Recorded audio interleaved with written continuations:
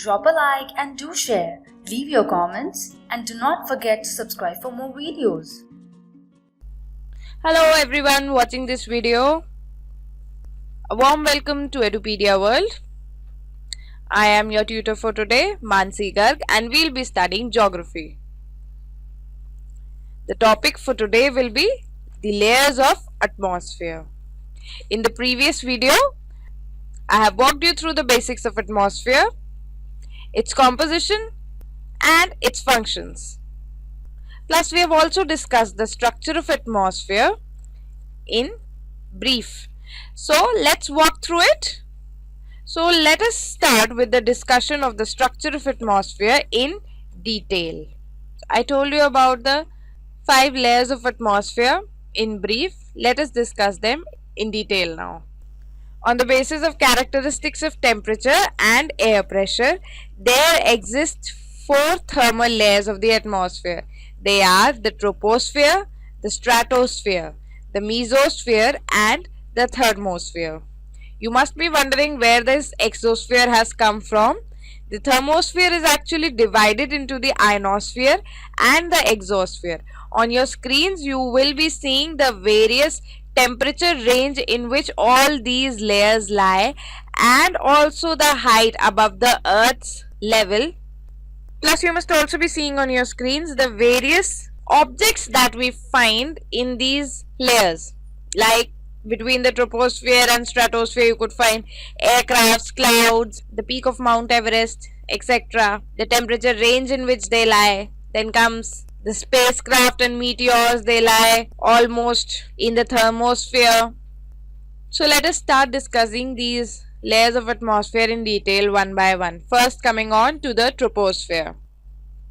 The troposphere is the lowermost and the densest layer. Its height varies from 18 kilometers at the equator to 8 kilometers at the poles.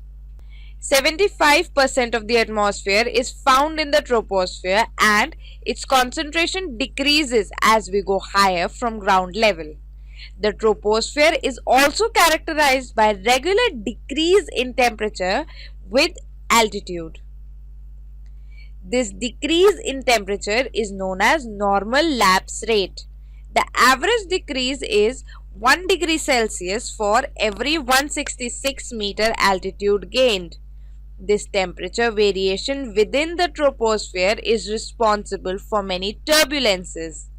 As a result of these turbulences, all weather phenomena take place in this layer.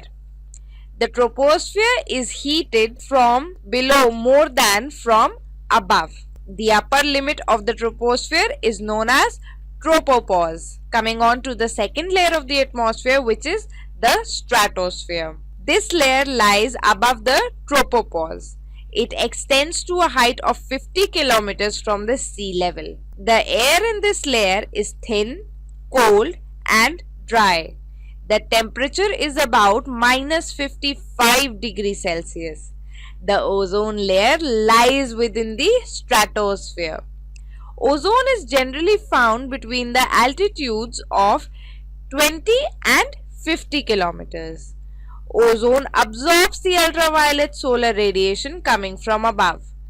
The insolation received from the sun is equal to that lost by it. That is why the temperature of this layer is constant. In the higher levels, however, temperature increases with height. The lower layer of the stratosphere has a virtual absence of water vapor and has constant temperature conditions. Therefore, it is ideal for flying jet aircrafts. Temperature rises from minus 60 degrees Celsius at the base of the stratosphere to 0 degrees Celsius at stratopause. The upper limit of the stratosphere is known as the stratopause. Coming on to the third level, that is the mesosphere. This layer lies above the stratosphere and extends to a height of 90 kilometers from ground level. The temperature in this layer decreases with height and reaches to a minimum of minus 110 degrees Celsius at the altitude of about 90 kilometers near the mesopause, the upper limit of this layer. Due to reflected sunlight from meteoric dust particles there are wispy clouds found in this layer. Coming on to the fourth layer, that is the thermosphere. The thermosphere extends from mesopause and consists of two layers, the ionosphere and the exosphere. First, let us talk about the ionosphere. Ionosphere extends up to a height of about 400 kilometers. It contains electrically charged particles called ions which create a sheet-like display of light known as the aurora borealis in the northern hemisphere and aurora australis in the southern hemisphere. Ions reflect radio waves back to the Earth's surface. This enables us to have wireless communication. Coming on to its second part called the exosphere. The exosphere is the uppermost layer in the structure of the atmosphere. It lies between 400 to 1500 kilometers above the Earth. It merges gradually with interplanetary space. In this layer, temperature increases with height. We know very little about the atmosphere extending beyond the 640 kilometer height from the sea level. In the exosphere, density becomes extremely low.